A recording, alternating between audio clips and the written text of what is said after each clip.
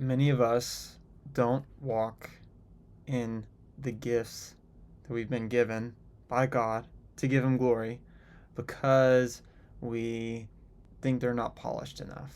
And I just think, what if we instead trusted God that when we bring Him our yes and when we walk in obedience and use the gifts that He's given us, that as insufficient, as unpolished as that may be, God, just like He did with the loaves and the fish, can bless them to nourish the people in our communities. So today, I want to talk specifically about 5 reasons why you will never release your music. And I know that's it's a bit of a provocative title intentionally, because I think that there are 5 main barriers or maybe lies that Christian artists believe that keeps them from actually letting their light shine before others so that they may see our good works and glorify our Father in heaven. So, I would like to get into this now. For context, I'm a music producer and I'm a worship leader. I'm also an artist, and I've put out music. I've produced music for other artists. But I think even more relevant to this conversation is I've had so many conversations with artists and creatives that have ideas, but they just stay ideas and they never get materialized. And so I want to talk about that today. If you're watching on video, the lighting is kind of dramatic. What do we think? I'm not sure what I think, but that's okay. Let's get into it. 5 reasons why you'll never release your music. It's not done. Reason number 1, it's not done. Maybe some would say perfectionism. I've been mixing it, and you know, I need to try another mix, and you just revise and you revise and you revise it for forever, and you're just on that infinite loop of revising, and you feel like you're being productive because you feel like you're making it better, but actually you're just kind of running in circles. Maybe that's you. Here's what I think about this excuse or this reason. There may be a valid, like, oh, I haven't recorded the vocal, or, there's always those valid reasons. But I think a lot of times we stand in our own way of releasing the music that God has given us because we're like, oh, it has to be perfect. It's like what I said at the beginning. We're waiting around for it to be extremely polished. And the reality is that the only way for you to get better as a songwriter, as a producer, whatever it is that you do as an artist, the only way for you to move forward and get better is by making a project, releasing that project, and learning from it, and then moving on to the next one. There's this story about a class was split up into 2 groups, and one of the groups was told to make 1 pot for the whole semester. I don't know if this is a real story, to be clear. I don't know if it's real, but it's an analogy, so just roll with me, baby. Okay.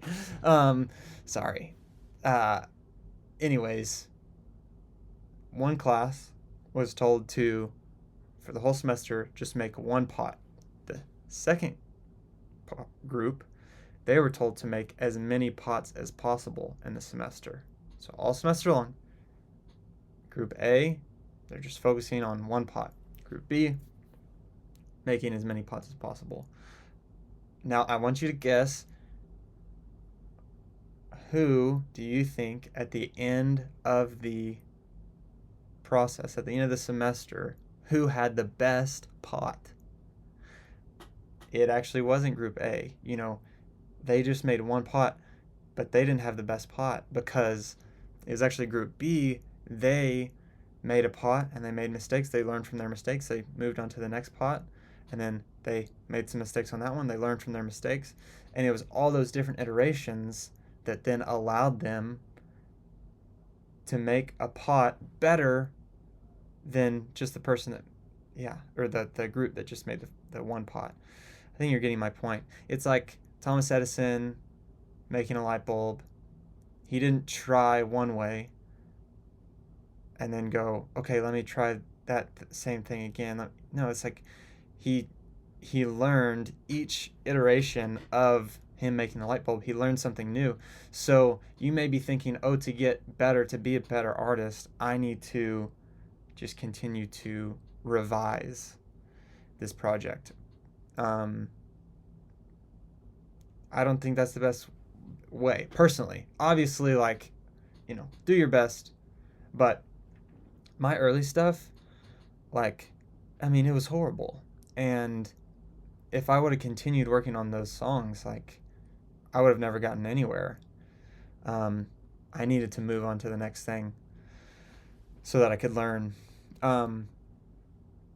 Perfectionism is insecurity masked as quality control. This is to the same point. Reason number one, it's not done. You're thinking it's not done. Yeah, maybe this is a bold statement. I kind of like it. I wrote it down on this slide deck, and I do think perfectionism is insecurity masked as quality control. So as you're saying to yourself, oh, it's not done, what's actually happening is you are afraid of what's going to happen when you release that. Are you going to be rejected? Are you going to be made fun of? Does your voice sound really good on the song? Or, are the lyrics good enough? All those things. So you tell yourself, oh, it's not done. When in reality, the best thing that could happen is you just show up authentically and release that song that God's put in your heart. I could talk about perfectionism for a long time. My brother's, this is actually awesome. My brother talks about how, his name's Edward, just Edward Crockett. He makes videos. He's awesome. He talks about how the wicked servant in the parable of the talents was a perfectionist. And, I think that that's a real thing. Like, perfectionism can be that reason that we take our gift and we bury it. And when a gift is buried, it can bear no fruit. So, next reason. That's reason number one. It's not done. Reason number two. Need more gear. Or I don't have the best gear. We all know the need more gear guy. I've been the need more gear guy at different times. Let me take a drink of water.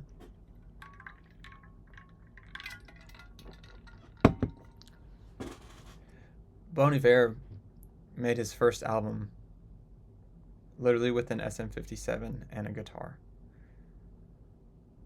So if you think you need more gear, you should listen to that album and think about what it makes you feel. And think about the fact that it was made with very, very little gear. Obviously, as you become, if you're going for a more professional sound, there are certain things that help with that. But the whole thing that I'm trying to communicate with this is, if you're writing songs to build up the church, to edify the church, that's why we were given spiritual gifts, to edify the church. If that's the purpose, why are we placing this competitive or perfectionistic or performative expectation on ourselves? Like the pastor at my church, he's using the gifts that God has given him to reach the people that God's called him to reach. And he's a fantastic preacher. Is he the best preacher in the world? No. Does he always do, all the best 5 ways to give a sermon? I don't know. But it's he's doing his best. And we are all extremely blessed by that. So he's not trying to compete with, freaking whoever. It's not competitive. We're just using our gifts for the kingdom. That's kind of what I'm trying to communicate through this. You don't need more gear. Is more gear bad? No. Is, you know, is it bad to sound extremely good? No. But don't let not being able to sound, you know, like upper room, or not being able to sound like whoever, keep you from releasing your project. Just do it. Just release it. That's what I'm trying to say here. Next, I don't want to promote myself. This is a great excuse that I've felt. I've used this excuse. I have, I've talked to a lot of people that feel this. They are like, okay, I want to release music. I want to do this, that, and the other. But I don't want to promote myself. And I think that this is an interesting thing, because maybe they'll quote, "Oh, I must become less and he must become greater." I think it was John the Baptist that said that. And obviously, that's a great thing. And if you're an artist and you're like, "Man, I just want to make much of Jesus. I don't want to make much of myself." That's great. That's a pure desire, and that's a great thing. If you're like, "I don't want to get famous," like, that's awesome. So then don't think about that. Like, don't just go, well, okay, here's what I'm trying to say. I feel like sometimes people don't promote their music, promote the gifts that God's given them, because they think that other people will think that they're being prideful, or they will think that other people think that they're being self-promoting. And the reality is like, God knows your heart, and he knows my heart. Is this video self-promoting? um do you think it's self-promoting? I don't know. I don't, but it's okay if you think yes, like, that's okay, because I know my heart. God knows my heart. And I'm not trying to promote myself. Like, I truly believe my desire is to help artists glorify the Lord with the gifts that God's given them. And yeah, I wrote this down. This is the next slide. If you don't want to be prideful, then don't be prideful and just do the dang thing. I think that's like just a simple way of like, oh, I don't want to self promote. I don't want to post on Instagram because I don't want to be prideful. Well, posting on Instagram doesn't make you prideful. Being prideful makes you prideful. Like, was Jesus being prideful when he, you know, spoke to a lot of crowds, when he spoke to thousands of people? It's like, no. He was just allowing his message to be magnified. Yeah, being prideful, I think being self-promoty, I think it's a heart posture, and you know your heart. And so don't let the fear of what other people are going to think, or don't let the fear of seeming prideful keep you from releasing your music and even promoting your music. Now, listen, I'll put this asterisk in there. I think I said that word right. Whatever. If all of this, like, if God has called you to, or the Holy Spirit has prompted you, um, to not promote your stuff, or to promote your stuff, I don't know, whatever it is. Like, obviously, follow what the Lord is telling you to do. I'm just speaking in generalities. I think there's been a lot of conversation about Forrest Frank. I don't fully know. I've never met the guy. He, someone might see his stuff and go, "Oh, he's like self-promoting." I'm like, or he's being prideful. It's like, well, you actually don't know that. And I think that Forrest Frank is an extremely gifted marketer, and he's a very gifted storyteller, and he knows how to invite people into stories in a really compelling way. I think for that reason, I mean, it's his music, think what you want to think about his music. I don't really care. You can't deny the fact that that guy knows how to tell a story and paint a picture through social media that invites you in to engage with that story. Come in. Get the Jazz Master. Oh, yeah. Thank you, thank you, thank you. Have fun. Thank you, bye. Anyways, yeah, if you don't want to be prideful, if you don't want to be self-centered or self-promoting, just don't be prideful. Posture your heart rightly, but be confident in what God has given you. This is something that I really dealt with a lot when I was, releasing my own music, because it's like, is this just about me? And I think sometimes that lie is like actually from the enemy, trying to keep you from expressing the beauty of God and the facet of God's character that you see, that maybe others need to see more of, Okay, next. Oh. I can't afford it.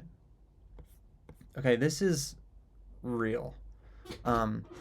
Maybe you're working on your project or your songs yourself. Maybe you're not.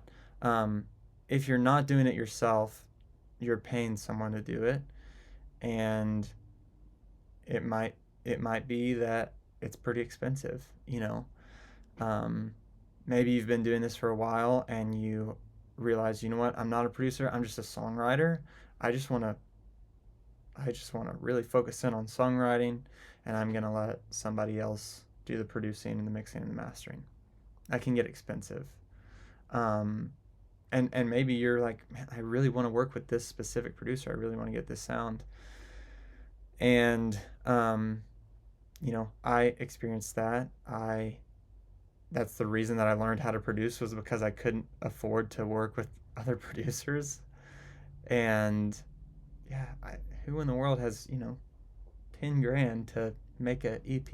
Like, just out of pocket, it can get really expensive. And so that's a real thing. So what I would say to this is, okay, that's valid. But what is the mission of your project? What are you trying to say with these songs? Has God given you a message that he wants you to share with the church and share with your community, share with the world? Well, tell people what that message is and invite them into supporting your project. I've seen tons of people do this and have great success with it. I personally think that this is a really, really good way for Christian art to thrive in the church, is people in their communities gathering around and supporting artists that they believe in to make songs that are for their community.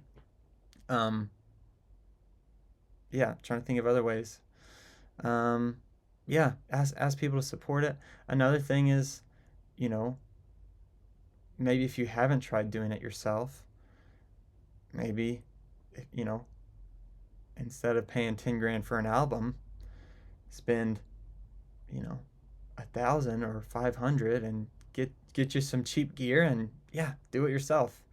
I feel like a lot of these things kind of already apply to people that are doing it themselves, but maybe you haven't tried that. Maybe you haven't tried learning GarageBand or Logic or Ableton. So yeah, maybe do it yourself. And maybe doing it yourself is the most pure way to go about the project. The other thing I'll say, if you're a worship leader and you've tried to get a song produced, or you're wanting to make an album and you're like, man, we just can't spend $30,000 or whatever it is, simply just record your Sunday mornings. Like, I mean, heck, even if you're just an artist, like, record it live, get your friends together, record something live, and it may be that the best version of your music exists in a room full of people worshiping Jesus. Like if you are making like worship stuff, like what I mean by that is not just songs that are about Jesus, but songs that are like to him, um, and it's, more corporate worship. Host a worship night and invite your friends and your family or community and record straight out of the board, and then take those stems, those raw stems from the board, mix them, get them mastered. Boom, you spent very little money and you have a whole album. I think that's a really, really cost effective way to go about things. Next. Oh, wait, yeah, do it yourself. That's the other solution, too. I can't afford it. Number 5, I just need help. I really empathize with this or sympathize with this because I do know how to produce. I do know how to mix and master. I write my own songs. So I have all the skills, but sometimes ideas that I started, I have a really hard time finishing. And I think the vice versa is true. That's like, when I'm working with production clients, I'm helping take ideas that have already been started and finishing them. But sometimes it's hard for me personally to finish an idea that I came up with. And sometimes you just need help. Something that I am desiring to offer to artists, worship leaders, is some sort of creative mentorship program where I can come alongside and hold your hand through the process.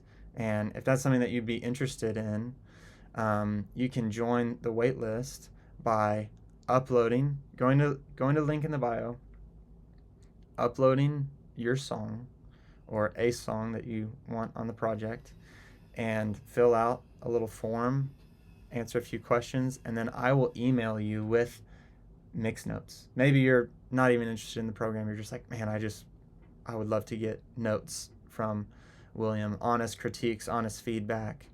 Fill that form out in the description, upload your song, and I'll give it a listen, and I'll email you with how I think it could be better. Just like I started this video, many of us aren't walking in the gifts that God has given us because we're waiting for things to be perfect. The point of this video, what I'm trying to communicate is, you're a human. You're not perfect. And it's in faith that we walk in the gifts that God's given us. And just like he took a few loaves and a few fish, and he blessed them and multiplied them to nourish thousands of people, what if your insufficient offering, what if your unpolished gift, what if your imperfect song is the exact thing that God wants to use to bless, multiply for the nourishment of your community, to build up the church, and to point people to Jesus. Thank you for watching. Bye-bye.